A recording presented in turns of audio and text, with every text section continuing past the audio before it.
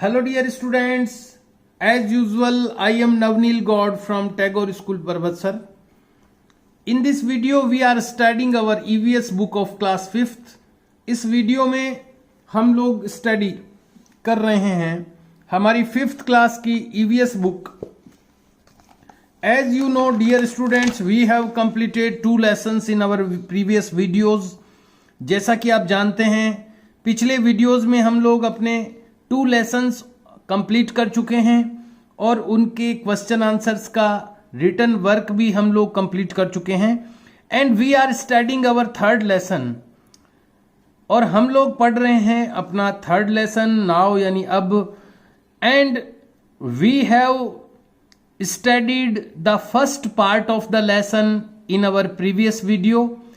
अपने पिछले वीडियो में हम लोग इसका एक पार्ट पढ़ चुके हैं इस लेसन का. And I have given you 2 question answers for written work in my previous videos. पिछले वीडियो में मैंने 2 क्वेश्चन आंसर्स आपको दिए थे अब रिटन वर्क के रूप में.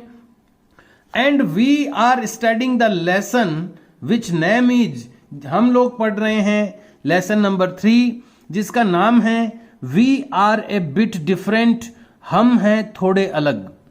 इस लेसन में हम लोग उन लोगों की बात कर रहे हैं, उन लोगों के बारे में डिस्कशन कर रहे हैं जो कि थोड़े से अलग होते हैं, अलग योग्यताओं वाले होते हैं. उनमें जिसके बारे में हम लोग कहते हैं कि कुछ कमी हो सकती है शारीरिक रूप से, या आजकल जो शब्द चलता है दिव्यांग जिसको हम कहते हैं, आजकल विकलांग शब्द नहीं चलता है, ध्यान रखिए. अगर किसी के फिजिकली डिसेबल है कोई, यानी शारीरिक रूप से कोई कमी है किसी की बॉडी में, तो उसको विकलांग पहले कहते थे, लेकिन आजकल जो शब्द है वो दिव्यांग कहलाता है. स्पेशली एबल्ड कहते हैं, पहले डिसेबल शब्द यूज करते थे यानी अयोग्यता है उसके शरीर में, लेकिन आजकल करते हैं विशेष योग्यता. तो स्पेशली एबल्ड वर्ड जो है वो यूज किया जाता है आजकल. जो बॉडी में जिनके कोई भी प्रकार की डिसएबिलिटी होती है यानी कोई भी असक्षमता होती है उसको फिजिकली डिसेबल स्पेशली एबल्ड कहते हैं. और हम लोग इस लेसन में इसी प्रकार के कुछ लोगों के बारे में पढ़ने जा रहे हैं. उनको पढ़ करके उनके जीवन के बारे में पढ़ करके हमें काफी इंस्पिरेशन भी मिलती है यानी प्रेरणा भी मिलती है कि जब कोई ऐसा व्यक्ति जो ब्लाइंड है यानी अंधा है, जो सुन नहीं सकता, जो डेफ है, ऐसे लोग भी दुनिया में जब बड़े बड़े काम कर सकते हैं, तो जो लोग जिनके पास सारे अंग ठीक से काम करते हैं, जिनकी बॉडी प्रॉपर वर्क करती है, वो क्यों नहीं कर सकते, हम क्यों नहीं कर सकते. तो एक इंस्पिरेशन मिलती है हमें एक प्रेरणा मिलती है ऐसे लोगों को पढ़ करके, उनके बारे में पढ़ करके. So we have to read now the second part of the lesson. आज हमें स्टार्ट करना है इसका सेकेंड पार्ट इस लेसन का. तो लेट्स स्टार्ट टुडेज स्टडी. आइए शुरू करते हैं आज की study. We have studied yesterday in up to here, यहां तक हम लोगों ने कल पढ़ लिया था. और यहां पर हमने एक एक्टिविटी की थी कल वाले वीडियो में. कल हमने एक एक्टिविटी के बारे में पढ़ा था जिसमें हमने पढ़ा था कि एक थिक क्लॉथ बैग लेना है, मोटे कपड़े का एक बैग ले लिया आपने, थैला ले लिया. उसमें सिमिलर जो थिंग्स होती है, जो एक जैसी चीजें होती है, जैसे स्केच पेन हो गया, बॉल पेन हो गया, पेंसिल्स हो गई, ऐसी चीजें हमने डाल दी. और अपने कई जो फ्रेंड्स होते हैं उनको एक एक करके उसमें हाथ डालने के लिए कहा और हाथ से टच करके चीजों को पहचानने के लिए कहा. ऐसा हमने एक एक्टिविटी की थी जिसमें हमने ये पता चला हमें कि हम चीजों को देखने के अलावा छू कर भी पहचान सकते हैं, टच करके भी पहचानी जा सकती है चीजें. तो जो ब्लाइंड पर्सन होते हैं, जो अंधे होते हैं, जिनकी आंखों से जो देख नहीं सकते हैं, वो भी जो इसी टेक्निक से पढ़ाई करते हैं, वो चीजों को टच करके पहचानते हैं, छू कर पहचानते हैं. तो हम लोग उसी के बारे में बात करेंगे, वहीं से स्टार्ट करेंगे आज की स्टडी कि जो हम लोगों ने एक्टिविटी की थी जिसमें हमने चीजों को छू कर पहचाना था. यहां से आज की स्टडी शुरू होती है. और आपको जो मैंने 2 क्वेश्चंस रिटर्न वर्क में दिए थे ये आपने कर लिए होंगे, नहीं किए हैं तो आपको करने चाहिए। कभी भी अपना वर्क पेंडिंग मत रखिए, क्योंकि ईवीएस की बुक में आपको डेली वर्क मिलेगा, डेली रिटर्न वर्क मिलेगा। अगर आपने पुराना वर्क ड्यू छोड़ दिया ना, तो आप निश्चित रूप से आपके ऊपर जो वर्क है वो पेंडिंग हो जाएगा, बकाया हो जाएगा, और आप फिर उसमें पीछे जाते जाओगे। इसलिए कभी भी किसी भी दिन का जो रिटर्न वर्क है वो उसको आप कभी भी पेंडिंग नहीं छोड़ें। जिस दिन रिटर्न वर्क मिलता है उसी दिन उसको कंप्लीट करें और उसको लर्न भी कर लें उसी दिन। इस बात का रेगुलर ध्यान रखें। तो शुरू करते हैं यहां से हम लोग, जहां से हमें पढ़ना है। यू माइट हैव आइडेंटिफाइड, आपने पहचान लिया होगा। देखो, मे का प्रयोग होता है MAY में, जैसे मे आई कम इन सर, या मे का प्रयोग जब भी होता है MAY का तो संभावना के लिए होता है। किसी चीज की संभावना होती है तो मे का प्रयोग होता है। मे की सेकंड फॉर्म है माइट, तो भूतकाल में पास्ट टेंस में सेकंड फॉर्म पास्ट में यूज होती है। तो जब भूतकाल में किसी चीज की संभावना होती है तो उसको में माइट का प्रयोग किया जाता है। यू माइट हैव आइडेंटिफाइड, आप आइडेंटिफाई कर चुके होंगे, आप पहचान चुके होंगे। द आइटम्स यानी चीजों को, बाई टचिंग देम, उनको टच करके। जो बैग वाली एक्टिविटी हमने की थी उसमें हम लोगों ने उसके अंदर हाथ डाला था बैग में और उनको टच करके हमने पहचाना था। तो ये कह रहे हैं यहां पर कि आप उनको टच करके आइडेंटिफाई कर चुके होंगे। Those of your companions, companions नया शब्द है, साथियों, फ्रेंड्स जो होते हैं उनको कंपेनियंस भी कह सकते हैं, जो कंपनी देते हैं अपने को, तो वो कंपेनियन कहलाते हैं, साथी भी कह सकते हैं इनको। तो जो आपके साथी हैं, जो आपके कंपेनियन हैं, उनमें से, तो यहां पर ये लिखा है दोज ऑफ योर कंपेनियंस, आपके कंपेनियंस में से, हु आर अनेबल टू सी, जो हैं अनेबल यानी असमर्थ, टू सी यानी देखने में। आपके जो कंपेनियंस हैं, जो आपके दोस्त हैं, मित्र हैं, साथी हैं, उनमें से जो अनेबल हैं यानी असमर्थ हैं, टू सी यानी देखने में, साथियों में से जो देखने में असमर्थ हैं, आइडेंटिफाई, वो आइडेंटिफाई करते हैं। जो लोग देख नहीं सकते आपके साथियों में से, अगर कोई ऐसा है जो अनेबल है सी करने में यानी देखने में, तो वो आइडेंटिफाई करते हैं यानी वो पहचानते हैं अल्फाबेट्स यानी वर्णमाला को। अल्फाबेट्स किसको बोलते हैं? ABCD को। हिंदी के अल्फाबेट AI क ख ग घ हैं, इंग्लिश के अल्फाबेट्स ABCD हैं। तो वो फिर अल्फाबेट्स यानी वर्णमाला को आइडेंटिफाई करते हैं, पहचानते हैं, बाई टचिंग देम, उनको टच करके। तो ऐसे जो लोग होते हैं जो देख नहीं पाते हैं, वो फिर अल्फाबेट्स को यानी वर्णमाला को टच करके पहचानते हैं। बाई टचिंग देम, उनको टच करके वो आइडेंटिफाई करते हैं, पहचानते हैं। With the help of a particular system, एक विशेष सिस्टम की हेल्प से। एक विशेष प्रकार का सिस्टम है, उस सिस्टम में वो जो ब्लाइंड पर्सन होते हैं, जो देख नहीं सकते हैं, उनके लिए एक स्पेशल पर्टिकुलर सिस्टम होता है, एक विशेष प्रकार का सिस्टम है जिसमें वो, जिसकी हेल्प से, उस सिस्टम की हेल्प से वो चीजों को या अल्फाबेट्स को टच करके वो उनको आइडेंटिफाई कर सकते हैं, पहचान सकते हैं। ये सिस्टम क्या है जिसके द्वारा वो टच करके अल्फाबेट्स को पहचान सकते हैं? This system is called Braille system. ये जो सिस्टम है जिसके द्वारा वो अल्फाबेट्स को टच करके आइडेंटिफाई कर सकते हैं, पहचान सकते हैं, ये सिस्टम कहलाता है ब्रेल सिस्टम। इसको ब्रेल सिस्टम भी कहते हैं और ब्रेल लैंग्वेज या ब्रेल लैंग्वेज भी कहते हैं। ब्रेल सिस्टम भी कह सकते हैं इसको, जिस सिस्टम से वो अल्फाबेट्स को टच करके पहचान सकते हैं, आइडेंटिफाई कर सकते हैं, वो ब्रेल सिस्टम भी कह सकते हैं उसको, और ब्रेल लैंग्वेज यानी ब्रेल भाषा भी उसको कह सकते हैं, ब्रेल स्क्रिप्ट भी उसको कहते हैं, ब्रेल लिपि। Let's go on the next page. आइए अगले पेज पर चलते हैं। इंस्ट्रक्शन फॉर टीचर, टीचर के लिए इंस्ट्रक्शन यानी शिक्षकों के लिए ये निर्देश हैं, मेरे लिए निर्देश हैं, पढ़ लेते हैं क्या है। डिस्कस विद चिल्ड्रन, बच्चों के साथ चर्चा कीजिए।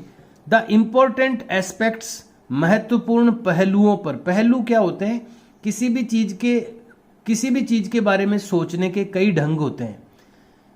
वो जितने प्रकार, किसी भी चीज के को समझने के लिए भी कई प्रकार के तरीके होते हैं, या कई, एक चीज है ना कई बातें रखती है, एक चीज में एक चीज नहीं होती है, एक चीज में कई चीजें होती है, तो वो उसके पहलू कहला, हिंदी में इसको पहलू कहते हैं, कई पहलू होते हैं, इंग्लिश में उसको एस्पेक्ट कहते हैं। तो जो महत्वपूर्ण पहलू हैं, एस्पेक्ट हैं, किसके बारे में? Of life of differently abled people, अलग प्रकार से योग्य जो लोग होते हैं, डिफरेंटली एबल्ड पीपल, जिसको मैंने आपको समझाया स्पेशली एबल्ड पीपल भी कहते हैं आजकल, जिनके बॉडी में शारीरिक रूप से, फिजिकली जिनमें कुछ कमी होती है। पहले उनको विकलांग हिंदी में कहा जाता था, आजकल दिव्यांग शब्द से उनको कहा जाता है। पहले उनको डिसेबल्ड मानते थे, फिजिकली डिसेबल्ड, लेकिन आजकल डिफरेंटली एबल्ड पीपल मानते हैं, यानी अलग प्रकार के योग्य व्यक्ति हैं वो, या स्पेशली एबल्ड कहते हैं उनको, विशेष प्रकार के योग्य जन हैं। तो उनकी जो लाइफ है, उनका जो जीवन है, उसके जो एस्पेक्ट्स हैं, उनके जो विभिन्न पहलू हैं उनके जीवन के, ऐसे लोगों के, उनके बारे में डिस्कस कीजिए बच्चों से। एंड देयर सेंसिटिविटी, और उनकी जो संवेदनशीलता है टुवर्ड्स थिंग्स, यानी चीजों के प्रति जो उनकी संवेदनशीलता होती है, ऐसे लोगों की जो स्पेशली एबल्ड होते हैं, वो कैसी होती है। तो मैं आपको बताना चाहूंगा कि जिन लोगों में भगवान ने कोई कमी है रखी है, या किसी एक्सीडेंट के कारण से कोई कमी हो गई है उनके बॉडी में, तो भगवान एक रास्ता बंद करते हैं तो दूसरे कई रास्ते खोल देते हैं। आपको पता होगा कि जो ब्लाइंड पर्सन होते हैं, जो अंधे होते हैं, वो एक स्टिक लेकर के, एक लकड़ी लेकर के और रोड पर चल लेते हैं, मतलब उनके अंदर इतनी क्षमता विकसित हो जाती है। या कई ब्लाइंड पर्सन को हारमोनियम बजाते हुए देख सकते हैं आप। यानी भगवान उनकी एक जो क्षमता उनकी खत्म हो जाती है, तो वो कई क्षमताएं उनमें पैदा हो जाती है, यहां तक कि वो रोड पर चलते चलते तो मतलब उनको पता चल जाता है कि पीछे से कोई गाड़ी आ रही है क्या, या आगे क्या आ रहा है, कौन चल रहा है। तो इस तरह की क्षमताएं उनमें डेवलप हो जाती है जो हम में भी नहीं होती है। तो ये इसको कहते हैं सेंसिटिविटी, यानी संवेदनशीलता। तो ऐसे जो लोग होते हैं जो स्पेशली एबल्ड या डिफरेंटली एबल्ड होते हैं, विशेष प्रकार के योग्यजन होते हैं, उनमें कुछ जो सेंसिटिविटी होती है, उनकी जो संवेदनशीलता होती है, वो हम आम लोगों से ज्यादा होती है उनमें। यानी वो चीजों को ज्यादा सेंसिटिविटी से महसूस कर सकते हैं, ज्यादा संवेदनशीलता से अनुभव कर सकते हैं वो चीजों को। तो हम लोगों को इस बात के बारे में पता होना चाहिए कि कई मामलों में वो हमसे ज्यादा एबल होते हैं, योग्य होते हैं। तो ये एक थोड़ा सा डिस्कशन था जो अपन ने किया है। अब है डू यू नो, क्या आप जानते हैं? डू यू नो, क्या आप जानते हैं? इस बॉक्स में कुछ ऐसी चीज दिए रखी है जो आप जानते हैं कि नहीं जानते हैं, ये आप बताना बाद में। तो Helen Adams Keller, Helen Keller के बारे में हमने पहले भी पढ़ा है, लेसन की शुरुआत में भी आया था, ये यहां पर हमने पढ़ा था। देखिए, Helen Keller also couldn't see, Helen Keller भी देख नहीं सकती थी, बट शी इज रिनोव्ड, लेकिन वो जानी जाती है एज एन ऑथर, एक लेखक के रूप में। तो ये वही हेलेन केलर है जिसके बारे में हमने पहले वहां पढ़ा था स्टार्टिंग में। हेलेन एडम्स केलर, ये पूरा नाम है उसका। हेलेन केलर के बीच में एडम्स भी लिखा हुआ है यहाँ पर, पूरा कंप्लीट नेम है ये। Helen Adams Keller, Helen Keller ही कहते हैं इसको, एडम्स उसका फुल नेम है। वो जो थी वॉज एन अमेरिकन ऑथर, वो एक अमेरिका की लेखिका थी। पॉलिटिकल एक्टिविस्ट, यानी राजनीतिक कार्यकर्ता थी। एंड लेक्चरर, और लेक्चरर थी, स्कूल या कॉलेज में बच्चों को पढ़ाती थी। यानी हेलेन केलर कितने काम करती थी देखिए, एक तो वो ऑथर थी यानी लेखिका थी, फिर वो पॉलिटिकल एक्टिविस्ट यानी राजनीतिक कार्यकर्ता भी थी, एंड लेक्चरर, और वो लेक्चरर भी थी यानी पढ़ाती भी थी। शी वॉज, वह थी, the first deaf blind person, वो पहली, डेफ यानी होता है बहरा या बहरी, जिसको सुनाई नहीं देता, ब्लाइंड यानी होता है अंधा या अंधी। वो पहली बहरी और अंधी व्यक्ति थी, पर्सन यानी व्यक्ति थी, वो पहली डेफ और ब्लाइंड पर्सन थी, वो पहली बहरी और अंधी व्यक्ति थी।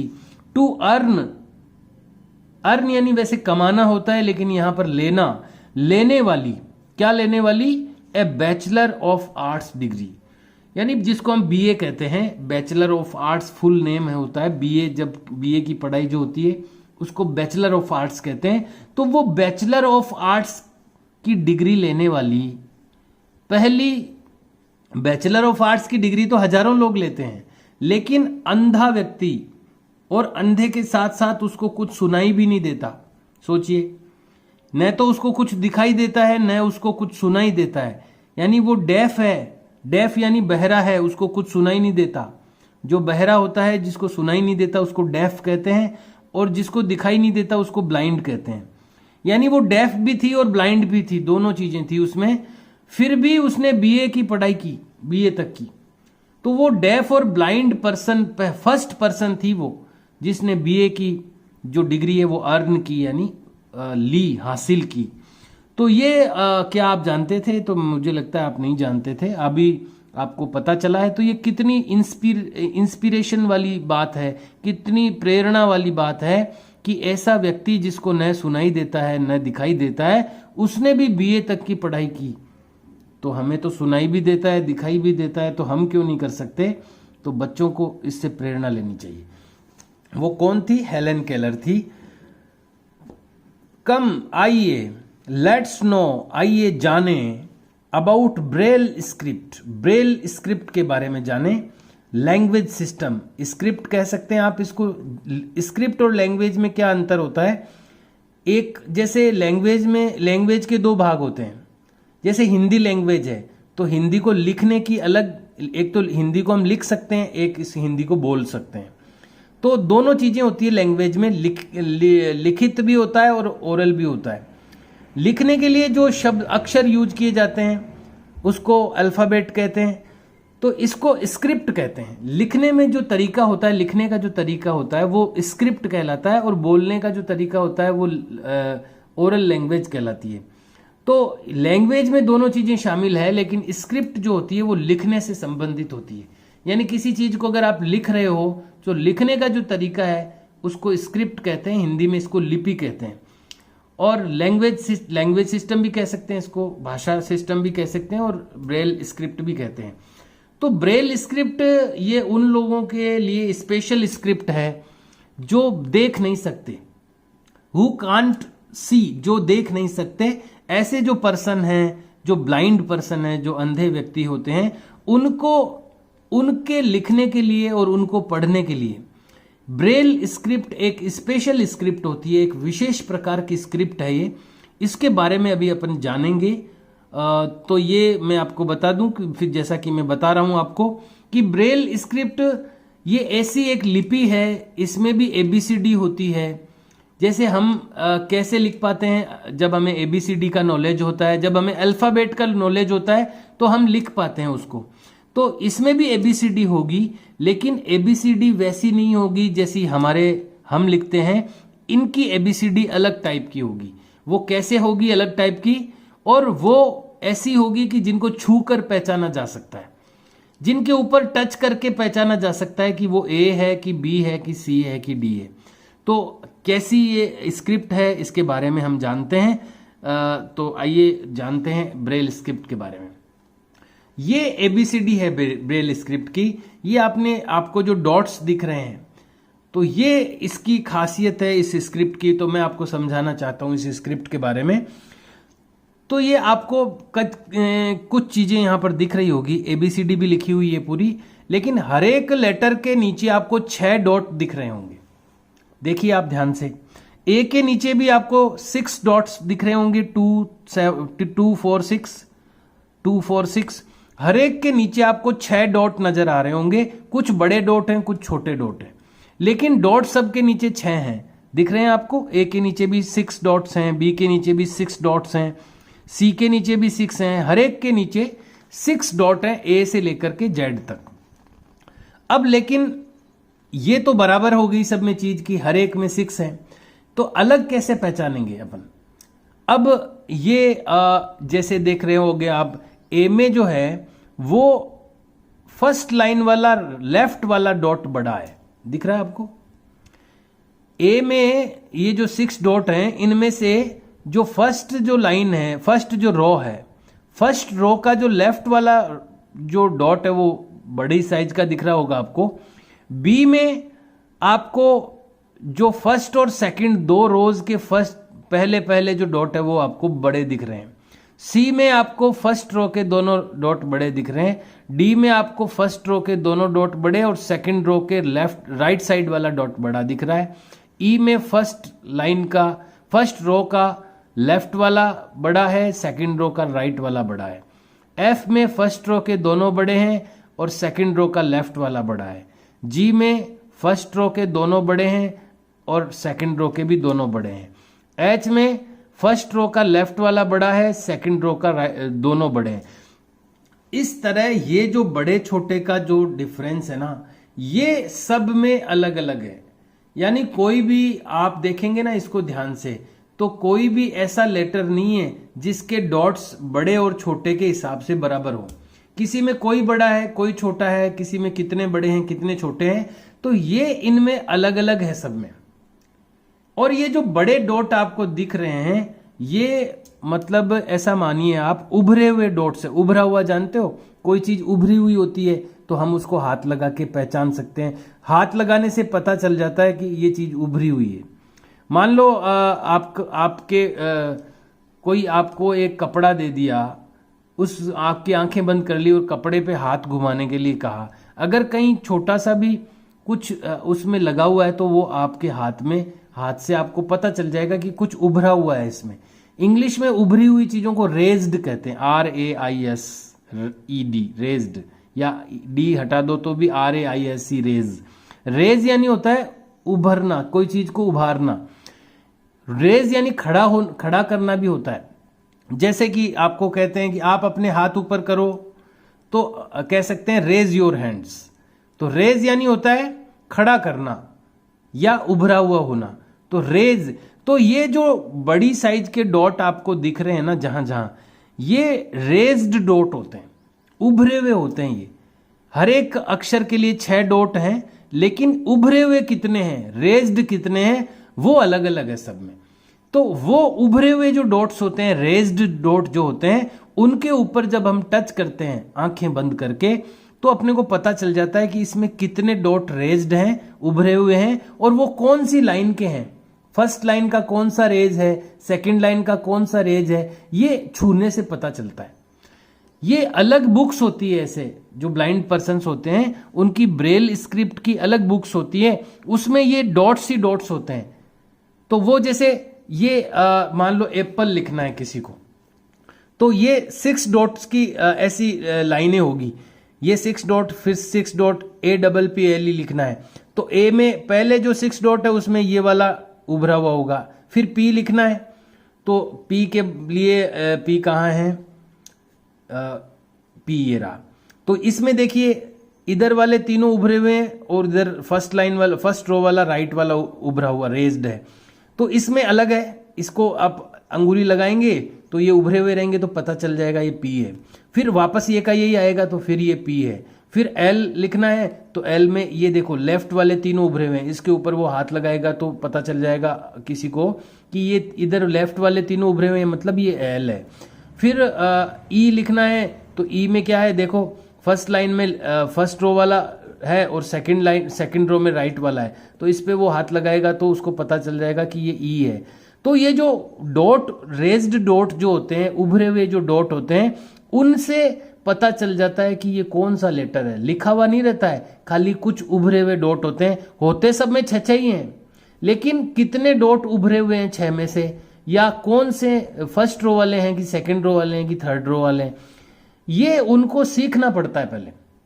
जैसे ABCD सीखते हैं ना हम, ऐसे ही उनको जब ये स्क्रिप्ट सीखते हैं, जो ब्लाइंड पर्सन होते हैं, अंधे होते हैं, वो फिर उनको ये सिखाते हैं पहले कि ये देखो ये A है, ये B है, ये C है, ऐसे वो हाथ टच कर करके उनको सिखाते हैं। तो वो फिर उनके दिमाग में सेट हो जाता है कि हाँ ये इतने इतने डॉट उभरे हुए हैं ना इसमें, इसका मतलब ये फला लेटर है, वो वाला लेटर है।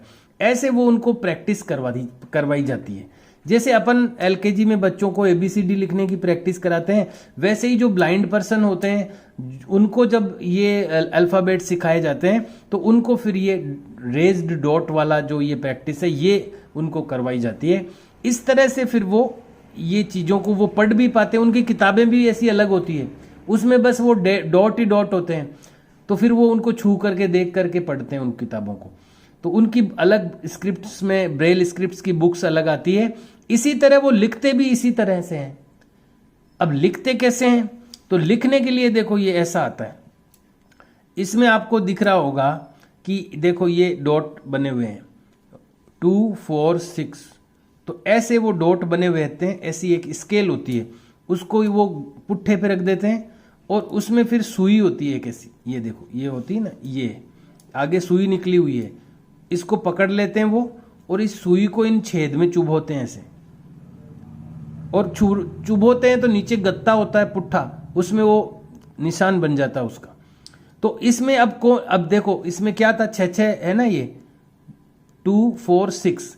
अब ये 6 जो डॉट है उसमें से कौन कौन से को आपको उभारना है, उसमें आप पिन चुभो दो। जैसे ये 6 है, 2 4 6। अब आपको ए बनाना है मान लो, अब ए में कौन सा एक पॉइंट आपको रेज करना है, ये वाला फर्स्ट लाइन वाला। तो आप इस स्केल में इसको रखोगे और इसका ये वाला पॉइंट है ना, इसको इसके अंदर वो सुई घुसा दोगे। फिर स्केल को आगे खिसका दोगे आप। फिर आपको पी बनाना है, तो पी में कौन कौन से आपको उभारने, उनमें सुई डाल दोगे तो वो उन नीचे खड्डे बन जाएंगे उस गत्ते में। फिर उसको उल्टा कर देंगे ना आप गत्ते को, बाद में कंप्लीट लिख दिया जो लिखना है, फिर उल्टा कर देंगे तो वो पीछे से है ना उसके रेज्ड मिलेंगे, उभरे हुए मिलेंगे, तो उससे फिर वो पढ़ भी सकता है कोई उसको। यानी लिखने का तरीका ये है, पिन डाल करके, पिन इसमें ये जो स्केल कहलाती है उनकी, इसको स्केल कहते हैं। स्केल में जो ये होल हैं, ये जो छेद हैं, उसमें ये सुई है ना, ये डाल डाल करके तो लिखते हैं वो। इसको स्टाइलस कहते हैं, इस सुई को। ये जो सुई होती है इसको स्टाइलस कहते हैं, और जिसमें ये खड्डे बने हुए रहते हैं उसको स्केल कहते हैं। तो इसको स्केल के अंदर जो ये होल होते हैं उनमें स्टाइलस को प्रेस करके वो चीज़ों, वो पॉइंट्स को रेज कर देते हैं। उधर इधर से तो खड्डा बनेगा, लेकिन जब बाद में उसको उल्टा कर देंगे उस पुट्ठे को, तो वो इधर से खड्डा हुआ तो उधर से वो रेज्ड हो जाएगा पीछे से, तो उसको फिर वो हाथ टच करके कोई दूसरा पढ़ सकता है कि उसने क्या लिखा है। तो ये स्क्रिप्ट है, इसको ब्रेल स्क्रिप्ट कहते हैं। अब हम इसको पढ़ेंगे, इनके बारे में क्या लिखा हुआ है। अभी तक तो मैंने मेरी ओर से आपको एक्सप्लेन किया है, लेकिन आज इतना अब समय नहीं है कि मैं आपको इसके बारे में जो बुक में लिखा हुआ वो बता सकूं। मैं आपको एक रिटर्न वर्क दे रहा हूं आज। ये जो आपको है ना, ये ब्रेल स्क्रिप्ट के जो लेटर्स है ये लिखने हैं अपनी नोटबुक में। जहां तक भी आपने अपना रिटर्न वर्क कर रखा है उसके बाद 1 लाइन ब्लैंक आप छोड़ दें, और उसके बाद में आपको ये पैटर्न बनाना है। अब कैसे बनाना है वो मैं आपको बता देता हूं। इसके लिए आप एक तो रूलर का यूज करें, पेंसिल और स्केल का यूज करें। अब अपने को देखो कितने लेटर बनाने हैं, 1 2 3 4 5 6 7, ABCDEFG 7 लेटर्स बनाने हैं 1 लाइन में। तो आप क्या करें, जैसे ये स्केल रख दिया आपने, 3 इधर हर एक लेटर के लिए 3 लेफ्ट में और 3 राइट में अपने को डॉट बनाने हैं। तो हमने क्या किया कि इस फर्स्ट लाइन को आप ब्लैंक छोड़ दो। सेकंड लाइन में ये जो है ना फर्स्ट लाइन, इसमें फर्स्ट स्केल को रखा ताकि सीध में बने वो dot, 1 dot, second dot and third dot. फिर थोड़ा सा खिसकाया, फर्स्ट डॉट, सेकंड डॉट और थर्ड डॉट। इसके नीचे आपने लिख दिया ए, ये ए हो गया आपका। अब इसमें से रेज्ड किसको करना है, फर्स्ट रो में लेफ्ट वाला, तो अब इसको आपको बड़ा कर देना है। ये आपका ए बन गया। अब इसके बाद बी बनाना है, तो वही 6 डॉट बना लो पहले, 1 2 3, फिर थोड़ा सा खिसका के 1 2 3।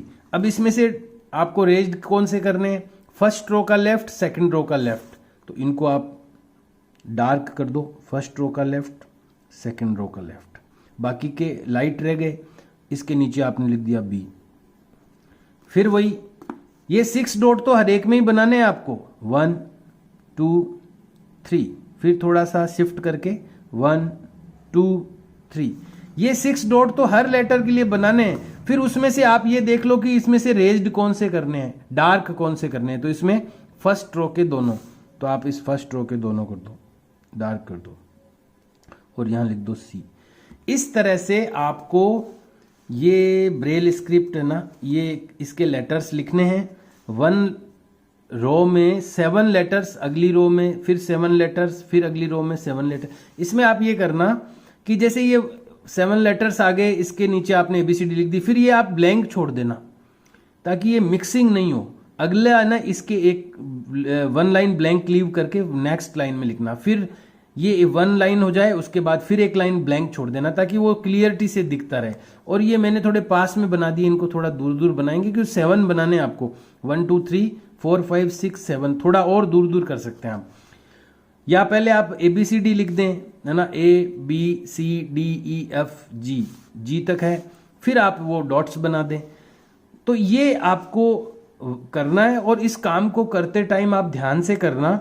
आपको पता चलना चाहिए कि सी के लिए कौन से डॉट हैं, डी के लिए कौन से भाई 6 डॉट तो सब में है, लेकिन कौन से लेटर में कौन से डॉट रेज्ड हैं या डार्क हैं, क्योंकि आपको ये क्वेश्चन आएगा आपको अपने नाम के लिए क्या करना है। जैसे आपका नाम है मोहन, तो मोहन में MOHAN, तो M के लिए आप क्या कौन से डॉट डार्क करेंगे, O के लिए क्या करेंगे, H के लिए क्या करेंगे। तो आपको अपने नाम की स्पेलिंग लिखनी भी आनी चाहिए इसी स्क्रिप्ट में, ब्रेल स्क्रिप्ट में।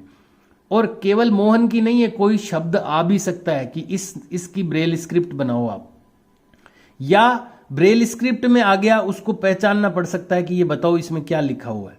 तो उसके लिए मैं कह रहा हूं कि आप ये जब लिखें तो थोड़ा ध्यान से लिखें कि A में कौन से रेज्ड डॉट हैं, B में कौन से हैं, C में कौन से हैं। और इसके ऊपर आप यहां पर जो अपने फर्स्ट लाइन ब्लैंक लीव की है वहां पर लिख दीजिए ब्रेल स्क्रिप्ट, BRAILLE। यहां पर जो फर्स्ट लाइन इसके सेंटर में BRAILLE, ब्रेल, और स्क्रिप्ट SCRIPT।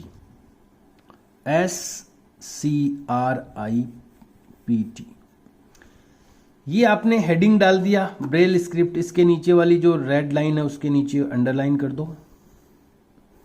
ये आपका हेडिंग हो गया ब्रेल स्क्रिप्ट। और फिर आप ये पूरे लेटर फुल पेज में जितने में भी आप लिखना चाहें लिख दें। तो ये एक रिटन वर्क है आज के लिए, और आज हमने यहाँ तक का स्टडी कर लिया है। ये मैंने अपनी ओर से आपको एक्सप्लेन किया है आज इन लेटर्स को। अगले वीडियो में हम लोग इस बुक में क्या लिखा हुआ है, बातें वही लिखी हुई है जो मैंने आपको बताई है, पर किस तरह से लिखी हुई है वो मैं आपको बुक में से स्टडी करके बताऊंगा। तो तब तक आप ये रिटर्न वर्क करें इसका, और इनको अंडरस्टैंड करने की कोशिश करें, समझने की कोशिश करें। Okay dear students, do your work neat and clean and in a better handwriting. We will meet in next video and we will study the next part of the lesson.